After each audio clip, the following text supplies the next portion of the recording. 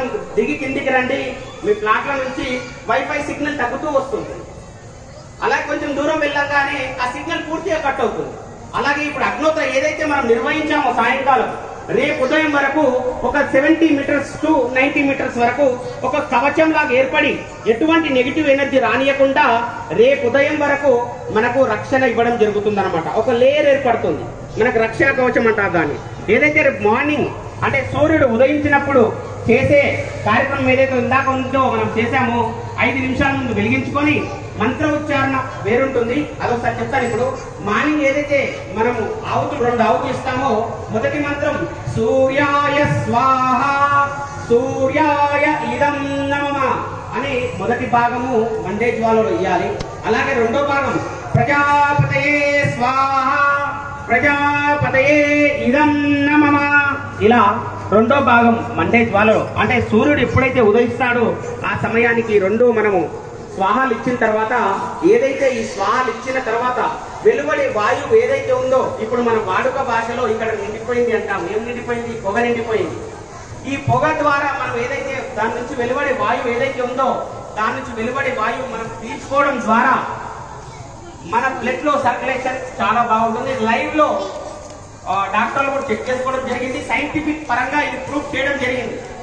అలాగే ఈవినింగ్ చేసేది కూడా అలా చేయడం ద్వారా మనం రోజు 2 సార్లు ఉదయం సాయంత్రం చేయడం ద్వారా మన చుట్టూ ఎవ్రీడే ఒక 70 మీటర్స్ వరకు ఒక కవచం ఏర్పడి ఎటువంటి నెగిటివ్ ఎనర్జీ రానియకుండా పాజిటివ్ ఎనర్జీ వచ్చినట్టు చూస్తారు.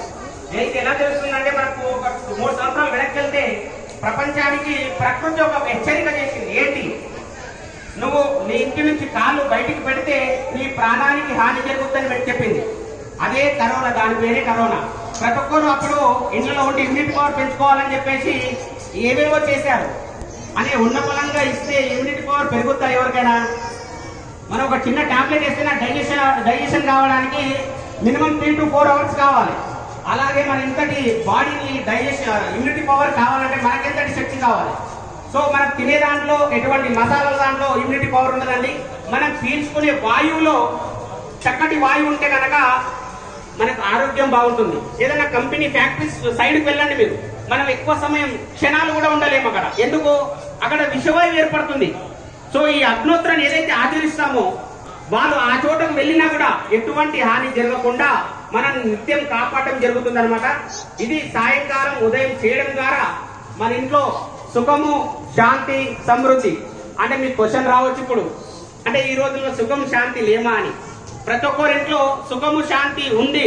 కాకపోతే ఈ రన్నింగ్ లైఫ్ లో ప్రతి ఒక్కరికి 1 lakh శాలరీ ఉన్న వాళ్ళకు 2 lakhs కావాలనిపిస్తుంది, 2 lakhs శాలరీ ఉన్న వాళ్ళకి 5 lakhs కావాలనిపిస్తుంది. అలాగే మన మనసు అనేది చంచలతత్వంగా ఉంటుంది. ఈ అగ్నోత్రాన్ని ఎవరైతే ఆచరిస్తారో వాళ్ళ మనసు దృఢంగా ఇది చాలు, ప్రపంచానికి మనం ఏదైనా మంచి చేయాలనే ఆలోచన జరుగుతుంది అనమాట. మనం కొంచెం వెనక్కి వెళ్తే 30 years బ్యాక్ వెళ్తే ఒకే ఫ్యామిలీలో ఒక తల్లికి 5 మంది పిల్లలు పుట్టినా వాళ్ళ పిల్లలు మనమరాలు అందరు కలిసి ఉండేవాళ్ళు. ఈ రోజులలో మనము కొన్ని lakhsలలో లెక్క పెట్టుకోవచ్చు. ఏంటది? అనాథాశ్రయాలు, వృద్ధాశ్రయాలు.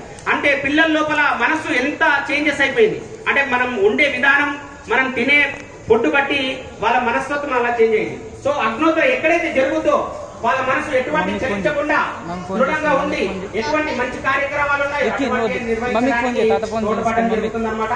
ఈ అగ్నోత్ర ఏదైతే ఇప్పుడు మీ ముంగట కనిపిస్తుందో ఇందులో ఉన్న బ్లాక్ ఏదైతే మనం వాడుక భాషలో బూడిద అంటాము, అలాగే ఇంగ్లీష్ లో యాష్. ఈ యాష్ ఏదైతే ఉందో మనం ఎర్లీ మార్నింగ్ ఒక చిటికెడు ఇలా 2 ఏళ్ళు పట్టుకునేటంత ఒక గ్లాస్ లో, ఇతడి గ్లాస్ లో యాష్ వామ్ వాటర్ లో వేసి తాగితే కనుక మన బాడీలో ఆర్గన్స్ అన్ని ఫిల్టరైజ్ అవుతాయండి. ఇది నేను చెప్పడం కాదు, విశ్వ ఫౌండేషన్ నుంచి ఆ సైన్స్ పరంగా ప్రూఫ్ అయింది. అలాగే వరల్డ్ వైజ్ గా ప్రూఫ్ అయింది అనమాట. ఏదైతే ఇప్పుడు మనం తాగే వాటర్ ఉందో ఫిల్టర్ అనొచ్చు, ఆర్ఓ వాటర్ అనొచ్చు, డివైస్ అనొచ్చు, ఏమైనా ఉండండి. ఇప్పుడు మీరు తాగే వాటర్ ఏదైతే ఉందో అందులో pH level, world wise pH level scale 1 to 14 scale ఉంటుంది. ఇది అందరు నచ్చిన విషయమే. కానీ 1 to 14 స్కేల్లో మనం ఎంతవరకు ఇంటేక్ తీసుకోవాలి, ఎంతవరకు అవుట్ టేక్ లో వాడాలి, అంటే ఇంటర్నల్ ఎక్స్టర్నల్ వాటర్ ఎలా వాడాలి. 1 to 7 వరకు ఎక్స్టర్నల్ వాటర్ అన్నమాట, ఎసిడిక్ వాటర్ అంటారు. 7 to 14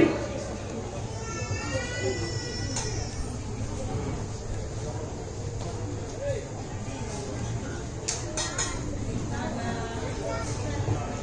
ఏదైతే పిహెచ్ స్కేల్ ఉందో 1 to 14, ఇది 1 to 7 వరకు ఎసిడిక్ లెవెల్ అంటారు.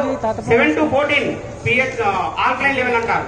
ఈ 1 to 7 వరకు మీరు వాడే వాటర్ 100% చెప్పగలుగుతాను. పిహెచ్ చెక్ చేసుకుంటే కనుక 5 to 6 మధ్యలో ఉంటుంది. అంటే ఇది ఎక్స్టర్నల్ యూజ్ చేసే వాటర్. ఏదైతే ఇప్పుడు మీరు వాడుతున్న వాటర్ లో ఇదే యాసిడ్ వేసేసి మళ్ళీ మీరు పిహెచ్ చెక్ చేసుకోవచ్చు. ఆ పిహెచ్ లో 7 to 8 మధ్యలో పిహెచ్ చేంజ్ అవుతుంది. అంటే అంతటి అద్భుతమైన శక్తి ఈ అగ్నిహోత్రలో ఉంటుందన్నమాట. దీనికి చక్కగా చెప్పడానికి నేను చెప్పడం అనేది కాదు, సైన్స్ పరంగా ప్రూఫ్ అయిన మన జూనియర్ సైంటిస్ట్ ఇక్కడ మన గత 15 సంవత్సరాల నుంచి ఈ అగ్నిహోత్రను ఆచరిస్తూ దీని మీద సైన్స్ పరంగా రీసెర్చ్ చేస్తే ఏ రకంగా ఉపయోగపడుతుంది అనేది కూడా తను చెప్తారు. శ్రీనివాస్ గారు.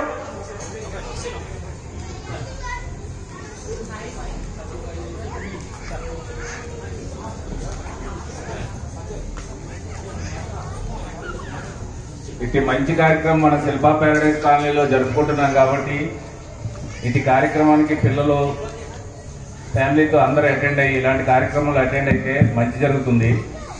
ఒక విషయం నేను చెప్తున్నాను ఏంటంటే, ఎవరు ఎంతటి ఉన్నవాడికైనా సరే 24 hours ఉంటుంది రోజుకి. నరేంద్ర మోడీకైనా ఒబామాకైనా ఎవరికైనా ఇంకెవరికైనా 24 hours ఉంటుంది. ఈ 24 hoursలో 8 hours వేరే కార్యక్రమం అంటే నిద్రపోవడానికి, వేరే స్నానాలకి ఆటికి పోతే మిగిలిన టైం ఎంత 16 hours. ఈ 16 hours